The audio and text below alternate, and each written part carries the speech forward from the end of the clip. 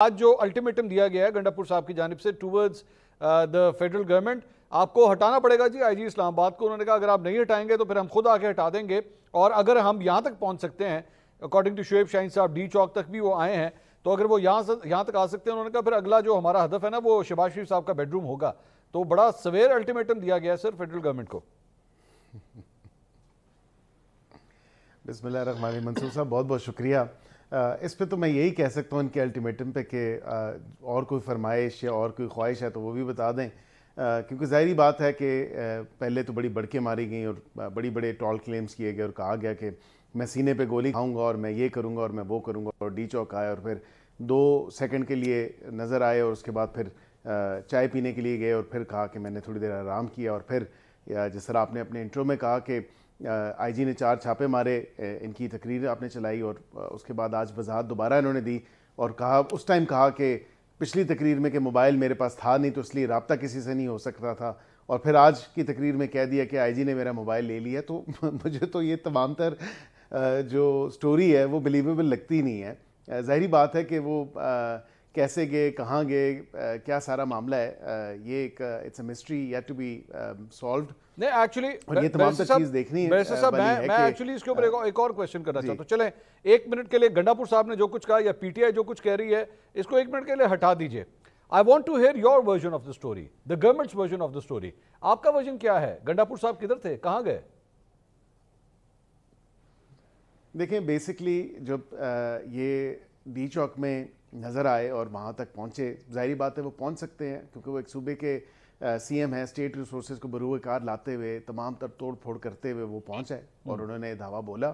और वो वहाँ पे जब पहुँचे तो केपी हाउस जब गए, हमारी जो इतलात के मुताबिक जब वो केपी हाउस गए हैं तो फिर रेंजर्स, क्योंकि एक हॉट परसूट हो रहा था और रेंजर्स और इस्लामाबाद पुलिस बिल्कुल उनके पीछे थी, तो वहाँ पे फिर उन्होंने कुछ छुपन छुपाई खेली और उसके बाद फिर वो गाड़ी की डिग्गी में बैठ के जिस तरह फरार हुए, वो तमाम तर चीज़ें आपके सामने ही हैं। और फिर वो वाक़तन ये बात तो दुरुस्त है, नहीं ये बात दुरुस्त है मंसूर साहब, ये बात दुरुस्त है कि वो मोनाल के रास्ते से ही गए हैं और मोनाल के रास्ते से वहाँ पे ये कोई ओलंपिक चैंपियन तो नहीं है कि मैं पता नहीं फायर ट्रेल से गया और वहाँ से फिर मैंने पता नहीं क्या गुजारा और फिर पत्थर भी मारे गाड़ियों को। ये सिर्फ एक स्टोरी है जो लोगों को बेचने की कोशिश कर रहे हैं, लेकिन nobody is actually ready to buy this.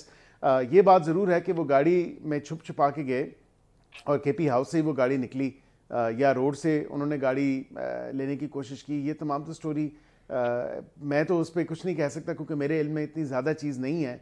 ये मुझे ज़रूर पता है कि वो छुप छुपा के निकले केपी हाउस से और ऑल द वे ये हरीपुर वाली साइड पे गए, फिर वहाँ से सब कुछ ही क्लियर था क्योंकि केपी का सूपा था और केपी के ये सर आईजी इस्लामाबाद का क्या करना है? फिर ये पहुंच गए आईजी इस्लामाबाद का क्या करना है, क्योंकि यहाँ पे आईजी इस्लामाबाद की जहां तक देखें आपने मंसूर साहब बात की, आईजी साहब ने नहीं, आईजी साहब हम बिल्कुल कतई नहीं हटाएंगे आईजी। वो सुने ना, सुने, मैं तो अब अगर आपके वर्जन के मुताबिक ही जाऊं कि डिग्गी में छुप के जो है वो कहीं पे निकल गए, तो ये तो इटसेल्फ एक्चुअली इनकॉम्पिटेंस है कि आप जिस बंदे को पकड़ने की कोशिश कर रहे थे वो डिग्गी में छुप के भाग गया वहां से। मतलब कितना को बड़ा सिक्योरिटी लैप्स है कि वो डिग्गी में छुप के भाग गया। देखिए, ये उम्रो यार की तरह इन्होंने कुछ ना कुछ तो इनके पास या अलादीन का कुछ राग है या कुछ ना कुछ तो है, जो बड़ा एक सवालिया निशान है कि ये कैसे पतली गली से निकल गए या पतली गली से इन्होंने रास्ता अख्तियार कर लिया। जाहिर बात है ये एक मुअम्मा है जो कि हल नहीं हो पा रहा, ना पिछली दफा हो सका, मुझे तो बैरिस्टर साहब इस तरह लग रहा है कि ये कोई एक्सटर्नल सपोर्ट जरूर है, यार के पास हमें नजर आ रहा है। बैरिस्टर साहब उमरो यार के पास ना एक जंबील थी और जिसके बलबूते पे वो सब कुछ करता था। जंबील वालों का दोनों ही आप नाम नहीं ले रहे, आप लोग दोनों ही उसका नाम नहीं ले रहे और दोनों ही जो है ना वो एक अजीब वर्जन्स बनाई जा रहे हैं। असल कहानी ये है।